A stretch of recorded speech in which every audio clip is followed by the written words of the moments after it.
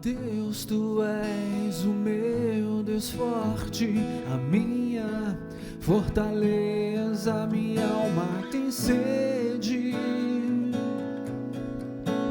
de Ti, Senhor, com júbilo nos lábios, Te louvo, ó meu Rei, debaixo de Tuas asas encontro abrigo. Ó Deus, Tu és o meu Deus forte, a minha fortaleza, minha alma tem sede de Ti, Senhor, com júbilo nos lábios, Te louvo, ó meu Rei, debaixo de Tuas asas encontro abrigo. Te louvo, Te bendigo, porque és bendito, ó Senhor. Glórias ao Deus eterno. Te louvo, Te bendigo, porque sempre és comigo, ó Senhor. Glórias ao Deus eterno. Te louvo, Te bendigo, porque sempre és bendito, ó Senhor. Glórias ao Deus eterno, eterno, ao Deus eterno. Glórias ao Deus eterno.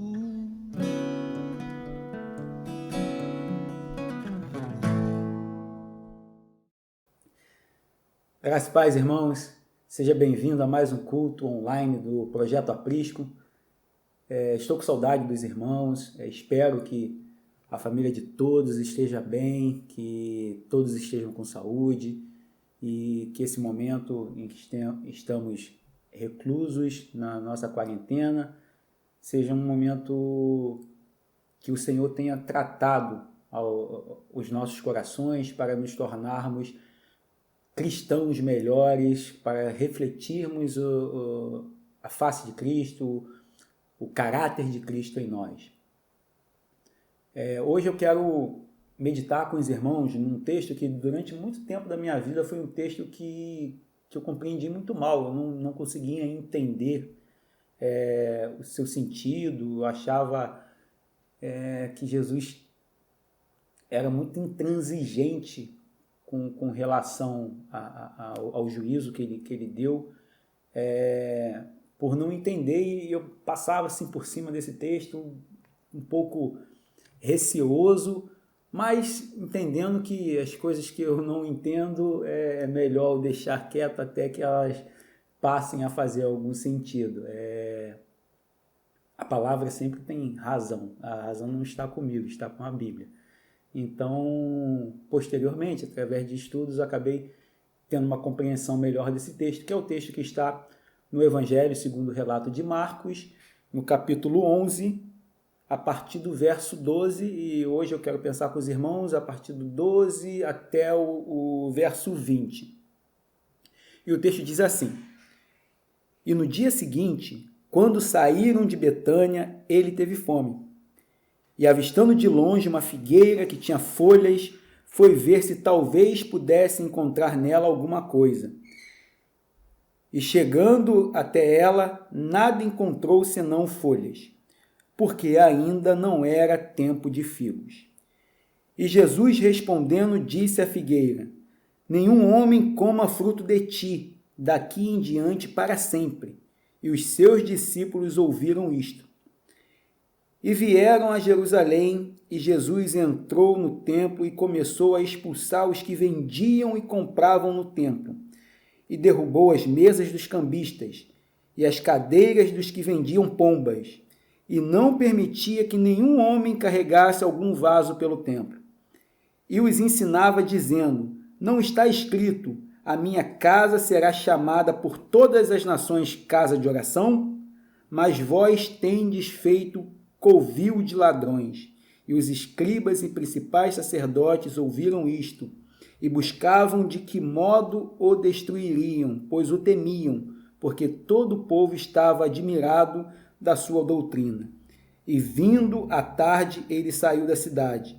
E de manhã, enquanto passavam, eles viram que a figueira tinha secado desde as raízes. Eu tinha muita dificuldade em entender esse julgamento de Jesus com essa figueira. Porque o texto vai dizer que essa figueira, ela não tinha frutos, mas não era tempo de figos. Então, era difícil Jesus chegar numa figueira quando não era tempo de figos e encontrar figos.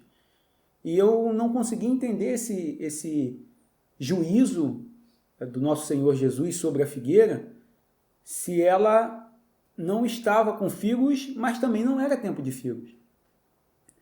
Só que a figueira, diferente de muitas das árvores, ou em semelhança com o pessegueiro, também o pêssego tem essa característica, primeiro aparecem os frutos e depois aparecem as folhas.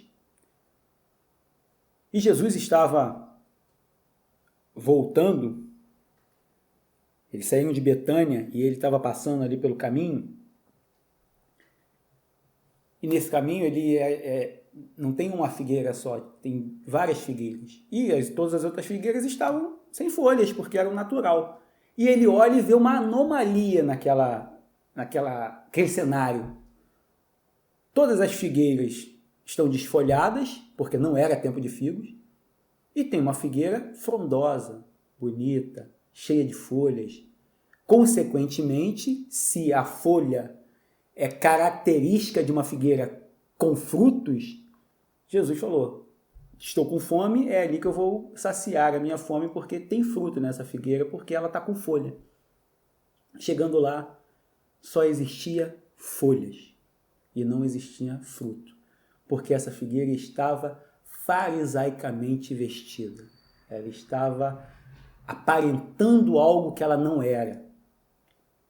Ela queria mostrar uma essência que ela não tinha frutos para mostrar.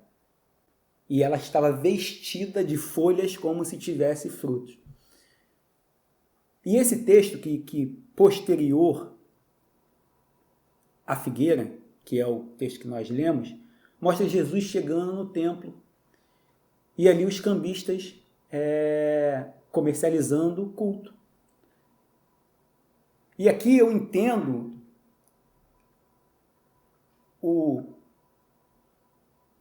como que Jesus mostra a figura e a prática. Porque a figueira sempre foi símbolo de Israel. No Antigo Testamento, Israel sempre é mencionado como a figueira frutífera. Então, os judeus ali, eles todos entenderam, os seus discípulos, quando Jesus fez isso, porque essa figueira era um símbolo de Israel. E posterior a essa passagem que Jesus amaldiçoa a figueira, nós vemos Jesus entrando no templo e vendo acontecer com a religião a mesma coisa que acontecia com a figueira. Como assim? Uma religião farisaicamente vestida. Um culto sendo oferecido, mas não é o meu culto. Porque como que era feito o culto? Como que o sacrifício era oferecido? A pessoa preparava esse sacrifício em casa, viajava para Jerusalém, com isso, com todo cuidado para aquele animal não morrer, alimentando, o animal tem que ser perfeito. Então, quando saiu de casa para ir cultuar em Jerusalém, esse culto já está preparado. chegava lá e se entregava. É um culto que dava trabalho, que tinha um entendimento de que eu estou oferecendo ao Senhor algo. Mas naquele tempo já tinham comercializado o culto. O culto já estava sendo vendido. Não precisa trazer de casa, não. Chega aqui que o cambista tem um cordeirinho preparado, tem uma pomba, tem uma rolinha. Depende das suas posses. O que você puder comprar como culto, você compra e oferece ao Senhor. Então nós vemos um povo mostrando um culto que não é verdadeiro. Quem encontra lá a pessoa entrando no templo e oferecendo, toma aqui, ó, o cordeiro, caramba, trouxe um culto de respeito, hein? Mas não, ele não trouxe, ele comprou. Ele não teve trabalho nenhum. Aquele culto não é dele, ele só aparenta, todo mundo que olha fala, caramba, tá cumprindo direitinho os rituais, a lei perfeita, mas na verdade não está. Havia hipocrisia. E esse texto nos remete a isso. Deus, ele conhece o nosso coração. Ele sabe quando somos hipócritas e quando somos verdadeiros. E muitos de nós vivemos uma vida religiosa para mostrar para o outro que somos religiosos. Para que as pessoas olhem para nós e vejam como sabemos cultuar. Quando a pessoa em quem cultuamos, que é o nosso Senhor, é esquecido, é ignorado. Fizeram da religião um cambismo, onde eu compro ou eu vendo culto, porque tem duas mãos aí, tem os que compram culto, mas tem os que vendem culto. Porque só existem os que compram culto, só existem os que vendem culto, porque existem quem tem interesse em comprar. Então Jesus mostra na figura da figueira e na prática dos fariseus. A figueira tem uma figura de que ela mostra algo que ela não é. Ela se mostra cheia de folhas como uma árvore que deveria ter frutos porque tem folhas. E os fariseus mostram um culto que não foram eles que fizeram, porque foi comprado dos cambistas, para parecer que estão cultuando, quando na verdade não tiveram a menor preocupação com aquele culto. Só chegaram lá e pagaram por ele. A gente vive um momento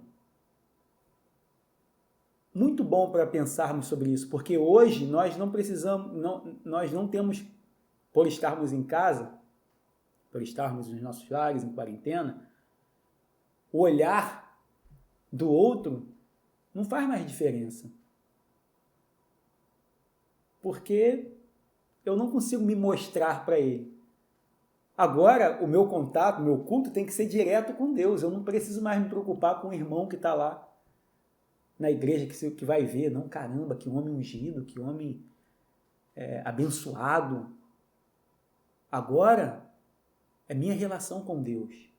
Esse momento, eu perco toda essa fachada para tratar com Deus no íntimo.